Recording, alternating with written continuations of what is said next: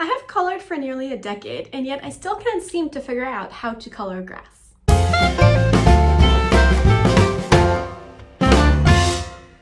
Hi, welcome to my channel, What Color for Worlds. My name is Eriy. In today's video, I really want to learn how to color grass, as it's something that I've been struggling with for a while. Whether that is having a very flat looking grass in Worlds Within Worlds, awkward streaks in my Country Charm by Teresa Goodridge, random colored blobs using alcohol markers, or just plain flat coloring, I have really been struggling with how to color grass for a while.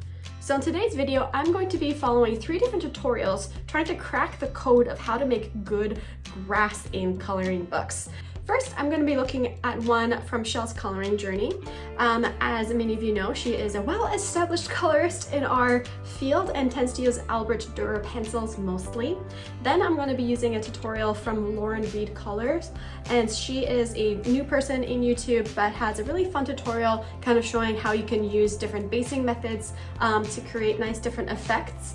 And finally, I'm going to end with Olivier Colors. Olivier Audurant is someone who has now switched mostly over to Patreon, but an old tutorial from a few years ago explains her process of coloring grass as well, which is very exciting.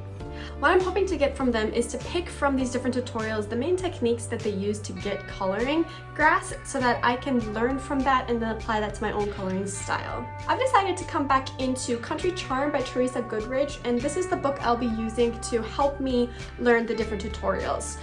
Here I have 3 different coloring pages. So first off, I'm going to be using Lauren Reed Colors to do this particular page here, and it has a nice summary feel to it. I'm choosing her tutorial for this page because the grass has similar shapes. Next, I'll be using Olivier Audurant's or Olivier Colors' tutorial in this page here. Another fun summary one, and I like how there's some close-up with the grass here, so I can try to learn some nice close-ups too. And finally, I'll be using this one for Shell's coloring journey, because in Shell's coloring journey, this is the exact same page she did her tutorial on, which I think could be really helpful. My ultimate goal is to actually color a double page spread in Romantic Country the Second's Tale, because I'm trying to go through this book chronologically, and I got stuck on this particular map page because of the grass.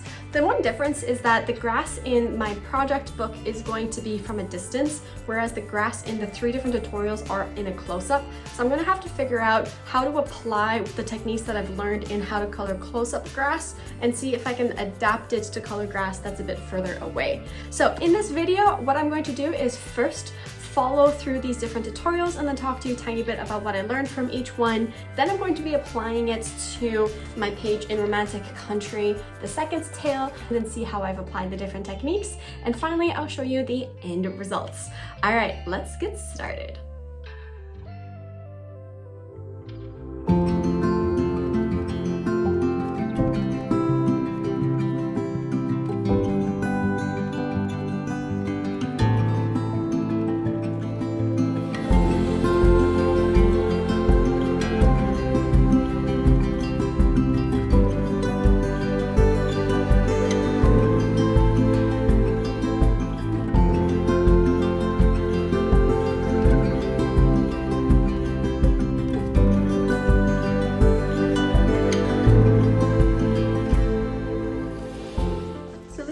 So far with the grass, following her tutorial. The colors I think are really pretty together, and I do like that she creates a lot of depth by having your highlight areas, your mid-tone areas, and your shadow areas, as well as trying to get in some different textures as well. I like the addition of small details, such as adding in just a hint of yellow in certain areas, because it does add more depth, and having a second mid-tone green as well that you put in on top, because that also adds some depth, plus these little wildflowers. I think my Toolie pen was a bit, needed to be mixed a bit better. I couldn't hear the click when I mixed it, because in her video this was brighter and this is a bit more faded in, so I don't really get the flicking texture. So I'll see if I can fix that for later. But it was a nice overall technique to try to use over here, and as you can see, definitely a lot better than that, which I had done last year. I guess that's what happens when you use pencils instead of alcohol markers. Maybe I'll have to try to learn how to do grass with alcohol markers too. Anyway, I'm going to continue to add the grass over here. The main difference, I think, is how do I make it look further away, because if something is close to you, you'll be able to see all the details, but if things are further away from you, they tend to be more muted. So how do I still make it look like grass if it's further away? That's something that I have not yet been able to find with any of the tutorials online, but I do have, because she did do this already in her tutorial, I do have a visual reference to kind of eyeball as best as I can. But especially for this in the way distance, I'm not sure what exactly I'll be doing there, but I'll eyeball it, try to finish this off so that I can at least have most of the grass elements done on this page, so that as a whip it won't be too complicated to try to finish, since I won't have to try to find these different color combos.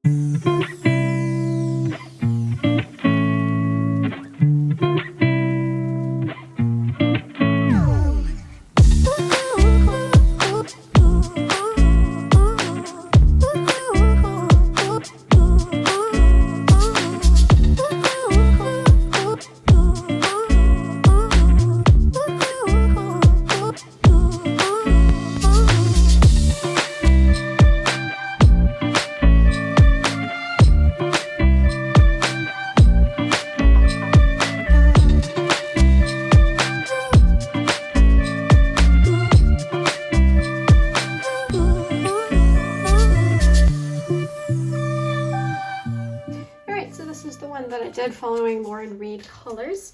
The technique that she uses, which is a bit different from Shelley, is that she bases it first with alcohol markers, which is helpful for the single-sided paper, makes it go a bit more quickly. And she also uses a water-based marker for the shadows, whereas Shelley uses Payne's Gray. But otherwise, I had some similar techniques in the sense that you always want to seem to put the shadows behind the major blades of grass, and then you use an acrylic paint pen to kind of emphasize that highlight.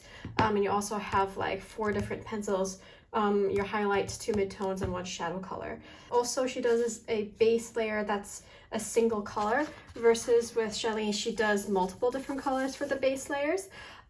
These colors here kind of remind me of, maybe this was a bit more like fall going into winter, because the grass is less saturated with the colors that she chose. It could also just be like how much pigment I ended up putting down, but these ones here is a bit, the grass looks a lot drier, especially when you have like whiter patches here and there and hints of yellow here and there.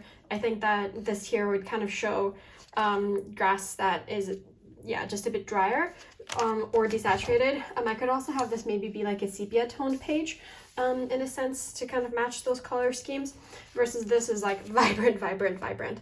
That's in part because of what I chose for my base color with the marker. She was using off-brand stuff and Castle Arts, and I don't have any of those materials, so I was just making up the colors as best fit. So hers looks a bit different from mine, but I'm still happy with the overall result. Next time I think I might choose a lighter Ohuhu marker to do my base, just so that I can build in the dark. I use using polychromos on these as well. I'm trying out different materials. I don't like polychromos on this paper. It's too smooth, especially on top of an alcohol marker base. Like it glides over without catching. There's not enough tooth, I think, to catch the polys. These being a bit softer get caught nicely, the Albrecht Dürers. So Albrecht Dürers are a go. Polychromos, I think, are a no-go. You can't really get good flicks with them because you can barely see it on the paper. And yeah, one of the downsides of having such a dark base layer is that I couldn't add in my other highlight color. This was pretty useless. So I had to stick with just these ones here and not have this, which is why it's so bright. But anyway, that's that for my second tutorial. I now have to kind of bring these colors into the rest of this, and I think I might go a bit paler as it goes towards the distance. And again, I'm not fully sure how to deal with grass from a distance. I guess you just add a bit less details and make your squiggles a bit shorter. And I also don't really know how to do grass with hills in the far distance, like the way background versus the midground and the foreground. And so I'm gonna have to just kind of experiment with that. We'll find out. Anyway, I'm going to keep coloring the rest of this page so that the grass elements, again, are done. Creating some whips, but it's okay.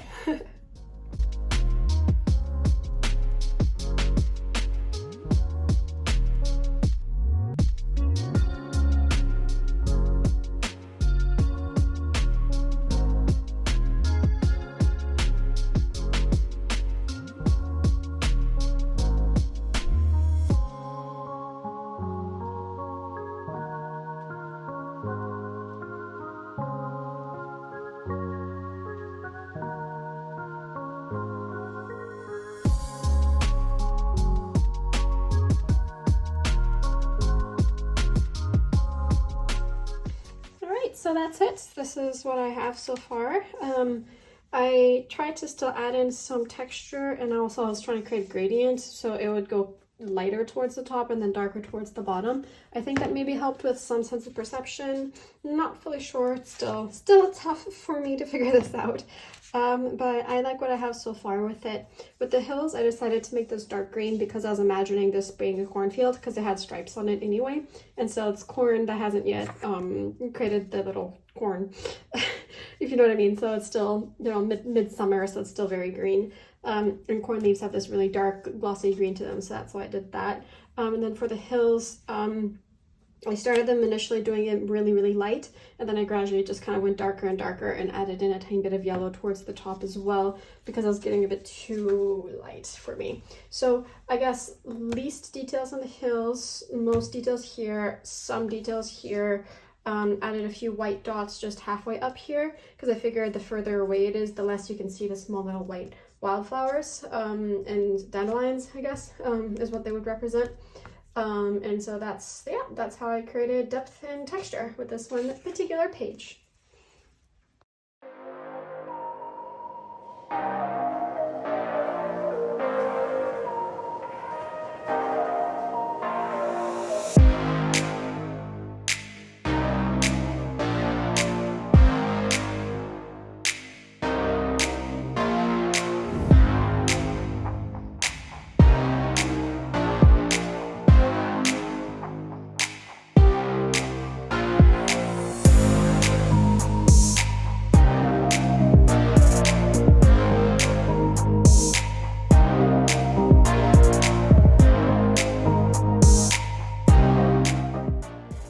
So this is now the third finished grass section I did with my tutorial. This one is from Olivier Colors. And she does a really cool job where she uses watercolor for a lot of it. So it's just with a base of watercolor, adding in some texture with watercolor, and then she went on top of that with pencils. So for me, I kind of veered away from what she was doing, in part because halfway through following her tutorial, I realized that my grass flicks were in different direction than her grass flicks, and I was also trying to follow some of the pre-drawn in grass textures on this page that she did not have on the page she was coloring. So a bit similar to Lauren Reed Color. In her video, I was veering away from it a tiny bit as I was following the tutorial, but it's fine. So Olivia had an extra step where she added in colored pencil on top, and I skipped that step entirely, and instead I just took out my neon yellow Jelly Roll and I just added in some details with that instead for fun, and I really like the overall effect that I ended up creating with this one here too. So 3 wonderful different pages of 3 different tutorials of 3 very, very different styles. It's really cool how in this entire process I can color grass in such different ways. And so this one here with Lauren's, I think it's really cool because she's able to just really quickly get a really nice effect using mixed media. Over here with Shelly's, I really like how it's so desaturated, and she adds in a lot of dimension and texture by leaving that white space and then coloring from light to dark, so the white of the paper plays a role as well. And finally with Olivier's, how she's using watercolor to kind of add in some more interest to the different pages too. So definitely worth following all 3 tutorials because they teach you different things and also allow you to explore different media as well, which I wouldn't have done otherwise. Now we're on to the Big Boss Challenge. It's time to apply this to Romantic Country, The Second Tale.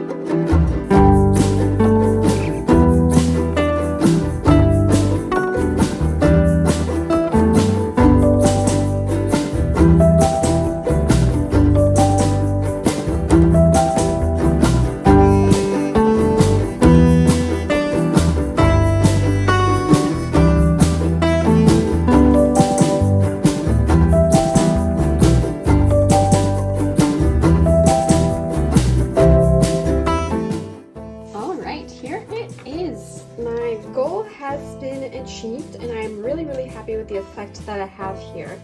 And so I think it kind of reminds me of wild grass as opposed to cultivated grass, because you have these longer pieces, you have all these different colors, and you have all these wildflowers as well thrown in. I really like the depth and dimension that I managed to achieve with this background here so far. So I tried making it so that all the shadows point in one direction. I think maybe I need to deepen the shadow of this a tiny bit more, but I'm trying to get like shadows beneath the lampposts, behind the hills, underneath some of these bigger tables and things like that. Because that can really help, I think, create some depth and dimension. Some of the tricks that I learned from my challenge of learning how to color grass is to use a water-based base layer. So I chose watercolor for that, and then on top of that, you just kind of use different shades of green to create some dimension and add some flicks here and there. I tried not adding too many flicks because if it's further away, you're not going to see those individual clumps of grass unless they're really big. So I'm kind of imagining these being like almost bushes in a sense of wildflowers, which is why I put the little wildflower dots here. And the wildflower dots, I think, help cover up some of the awkward line work and help break up the piece a tiny bit so that it tricks your eye into relaxing into the piece a tiny bit as well. In this corner, I also threw in some paler shades of grass using a paint pen, and that helps bring in some dimension in the shadow areas too. Anyway, it was really fun to do this page finally. I'm glad that those tutorials helped me overcome my fear of coloring this page, as well as kind of unlock a whole new avenue of how to color. Now, you didn't really think I'd leave myself so many whips for the end of the month, did you? Let's go see the final results.